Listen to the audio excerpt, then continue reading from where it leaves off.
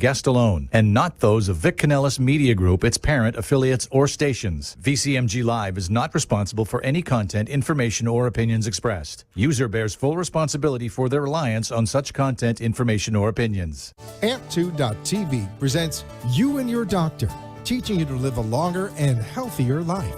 Proudly sponsored by All County Healthcare, where people are the heart of our business. All County Healthcare is a Medicare certified agency where one call will service all your home care health needs. For more information, call 954-717-7027 or visit our website, allcountyhealthcare.com. Now, let's get informed to living a longer and healthier life. Here is your host for today's show. Welcome back to another episode of You and Your Doctor, sponsored by All County Healthcare. We are a certified home health care agency, and we're servicing Palm Beach County, Broward, and Miami-Dade. You can reach us directly at 954-717-7027. I am your host, Louise Gomez, and today we have on the show Amelia Shreibman. I will say Dr. Amelia Shreibman because she is a doctor of nursing practice. She's also advanced practice registered nurse. Thank you for joining us on the show, Dr. Amy. And she can be reached at 561-302-5114. Her email is ami913@aol.com. And she's right here locally, Delray Medical Center at 5352 Linton Boulevard, right here in Delray Beach, Florida. Welcome to the show, Dr. Amy. What do they call you? Is it Dr. Amelia, Dr. Amy? Amelia, but people who know me call me Amy. I answer to Amy. What do you prefer? For Amelia, actually. Okay, Dr. Amelia. Wonderful. So welcome to the show. I'm so happy to have you on, and I really enjoy speaking to advanced practice registered nurses because I feel like, from my experience, you guys do it all. Like, yeah, you do it all. I think it's an interesting thing because I think it's funny when you introduce yourself, Dr. Amelia Shreibman, they are quick to say, but you're a nurse, and like I tell them, do you call your therapist doctor? They have a PhD, and yes, so do I. So, actually, so it's a little confusing for patients, but we do practice exactly like a physician. The only thing we don't do is surgery. We can order testing, we can interpret lab data, interpret radiographic studies, and do physicals and order medication, etc. So it's been a very nice career. From my experience, I feel like you do more than doctors because you just different approach because we learn differently, right, as far as what our focus is. And I think that when you have a nurse practitioner, we just don't look at the disease process. What's unique about a nurse practitioner, we look at the total picture. That includes the patient environment, support system, history of not only their medical issues, but their psychological issues, and any impediments to care and to becoming optimal in their wellness. So, Dr. Amelia, can you share with our listeners and viewers just a little bit about your background, your experience, your education, and where you went to medical school? Well, I didn't go to medical school. And then where you went to schooling? Well, I was born and raised in New York City. I went to the University of New York for my bachelor's degree. For my master's degree, practitioner degree, I went to Temple University. And for my doctorate degree, I went to Canyon University in Phoenix, Arizona. This is my 40th year. Believe it or not, I did it all. And I have practiced. Role has been in critical care and cardiology. Now, so been a nurse educator at here in Florida, and I am at the medical center as a unit-based where I coach and train new nurses, but I also coach and enhance the practice of have been somewhat seasoned. Wow, so you coach and train the new nurses. Yeah. I've heard from other nurse practitioners that, there's such a heavy load and they just have such, so much responsibility, and there's just a lot of, I don't know, it's just a, a lot. I don't want to Very say over. overwhelming. Thank you. That's the word. It's very overwhelming. What is it that you can do for them to help them maybe with that overwhelming situation? I that I come across is that I don't want them to be fearful. I think it's important for them to questions. No question is dumb, and Right. that's the truth. And I think it's super important that they're still in training, they're still learning. So it's important to have an environment that is consistent with um, learning. So there's no fear factor.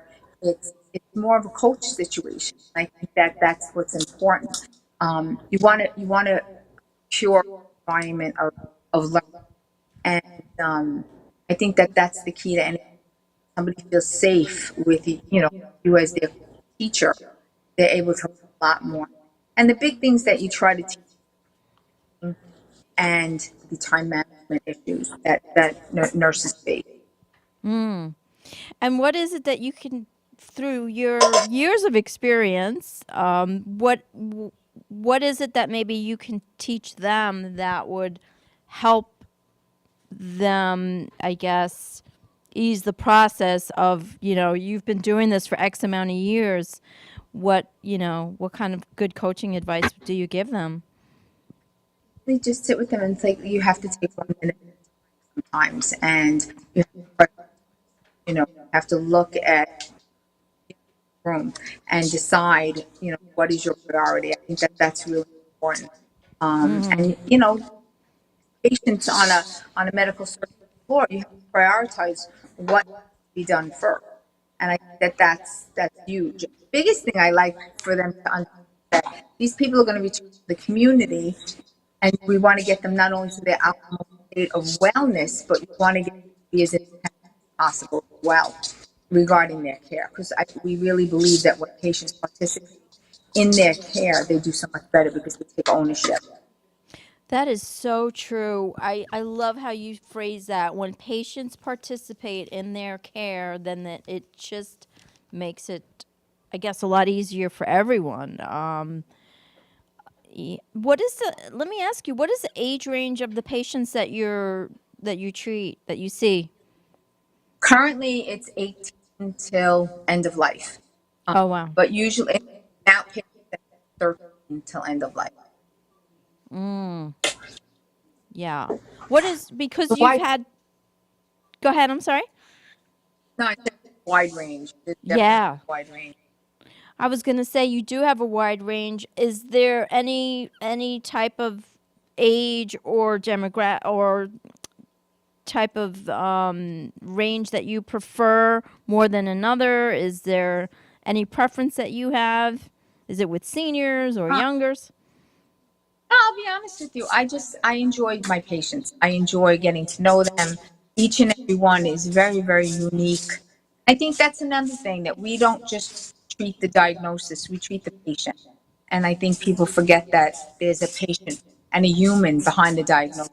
You could Mm, have 10 people hospital with the same diagnosis, and they're 10 very different presentations, different needs, and different understanding levels. So I think it's important that as nurses we take that into account. It's just not everybody is a heart attack, not everybody is a congestive heart failure. Everybody is who they are, and then we go from that point.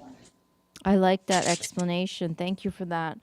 What do you feel, from your years of experience, what do you feel helps a patient really um, heal themselves, or get a good diagnosis, or end up, going in the right direction faster than let's say another person?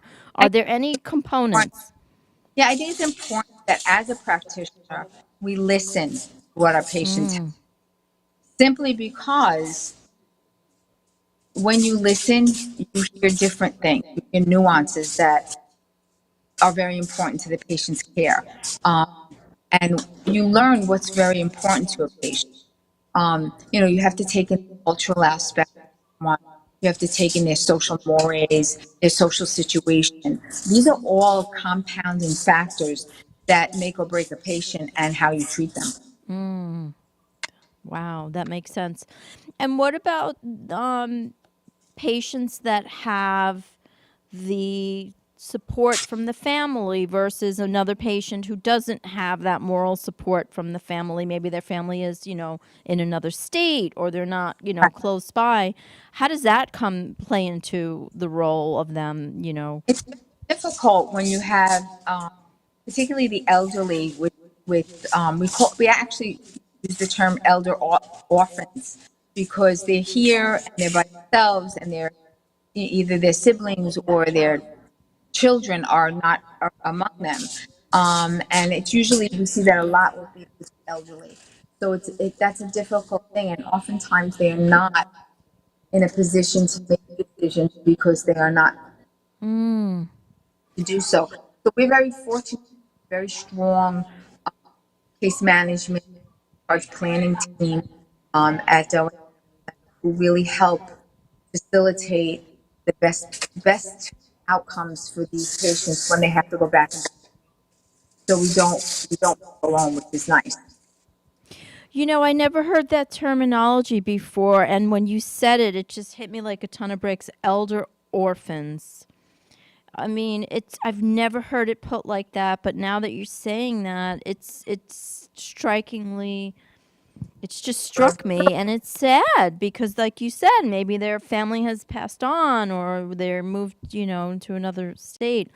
But what do we do for the senior community that is in that situation? As you must know, I have done many years in the home care setting as well as a concierge nurse practitioner. Home care is very intricate in how we send people back into the community, and other areas like skilled nursing facilities and you know uh, the living facilities. They're a very big part of what happens with the elderly, and particularly here in Boca Raton, we see a lot of seasonal people. This is Yes. season now. They're not only from the United States, but we also get a lot of people Right. from other countries, like Canada. So it's an interesting dynamic and sometimes perplexing. We've had a patient here that's from France in our hospital and has been there for quite some time now, because it's difficult to place her. I mean, what I think people don't understand, the compassion that goes into taking care of patients. No patient is turned away. Care is never given less if you don't have, economic stature, or you don't have insurance. Every single patient is treated with dignity and respect, and gets the highest quality of care that's available.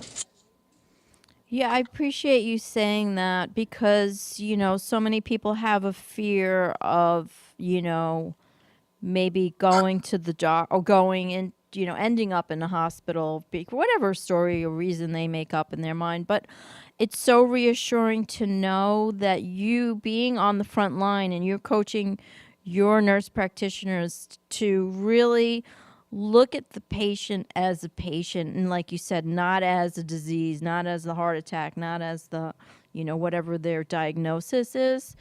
So it's just so refreshing, to hear that from you, because you really bring it down to the human level, which is really what we all need to That, hear. Yeah. but that's what is. People tend to forget. Not we're not to get you coffee, although we do that. We're not sure you got your tuna sandwich for lunch, although we do that as well. But we advocate for our patients, and we are their voice, and we're also the line of communication with a physician. So I think that people don't realize the intimate part of the nurse in the care realm. It's actually a crucial role in patients getting better and doing well. Not hospital when they return to the community. I love how you said that you advocate for them. That's just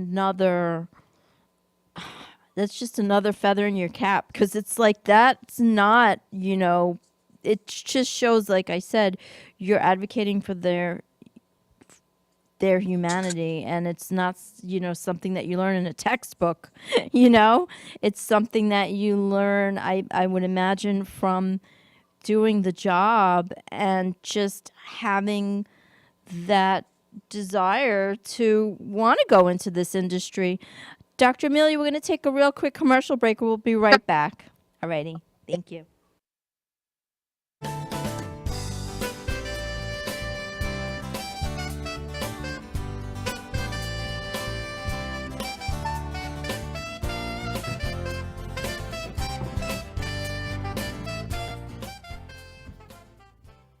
All County Healthcare has exciting news for any and all patients with COPD or other respiratory ailments. Listen to what renowned pulmonologist Dr. Keith Robinson has to say. Hello, I'm Dr. Keith Robinson, board-certified pulmonologist, medical director at Fusion Health Pulmonary Rehabilitation, and a board member with the American Lung Association of South Florida. We have exciting news for patients with COPD. We now offer IPV therapy at home, which has been demonstrated to improve airway clearance, decrease hospitalization, and improve quality of life of patients with COPD. Please call All County Healthcare for more information about this FDA-approved therapy.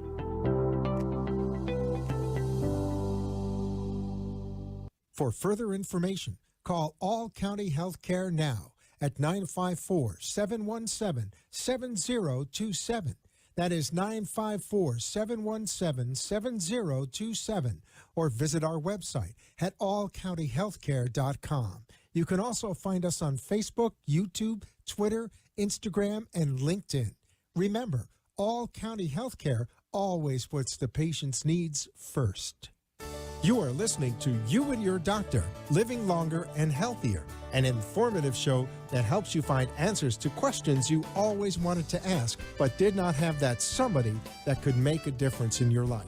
Call into the show if you have a question at 888-565-1470, and we will put you on the air to inform all our listeners.